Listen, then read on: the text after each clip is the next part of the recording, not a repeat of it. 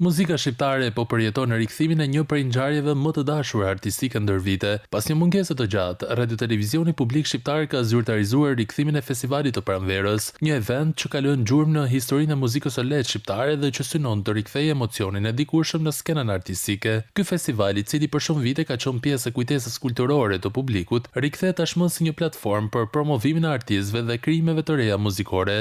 Një nga elementet më të rëndësishëm të këtij edicioni do të jetë interpretimi live, një traditë që jep festivalit emocione të veçanta dhe e dallon nga shumë produksione moderne muzikore. Pikërisht këtë vlerë e thekson edhe kompozitori shkodran Zev Çoba, i cili e konsideron rikthimin e festivalit si një nxitje për mendimin krijues dhe për forcimin e muzikës autentike shqiptare. Jo vetëm nostalgjit, por është e nevojshme që të stimulohet mendimi krijues, vetëm në një pjesëmarrje aktive në leverimin e mendimit krijues, sigurisht janë edhe pritshmëri. Kështu që në këtë vështirë përshëndes jo vetëm si një aktivitet që bashkë me stilin sjell edhe një atmosferë festive nëpërmjet muzikës, por edhe stimulon mendimin krijues, nxit mendimin krijues. Festivali i Pranverës do të mbahet më 6 dhe 7 qershor në Teatrin Kombëtar të Operës dhe Baletit, duke rikthyer jo vetëm një aktivitet muzikor, por edhe nostalgjinë dhe kujtimet e një kohe kur muzika live ishte pjesë e pandashme e familjeve shqiptare. Në skenë do të ngjiten 20 artistë, të cilët do të interpretojnë në një ndërthurje mes tingujve modern dhe frymës tradicionale të festivaleve shqiptare.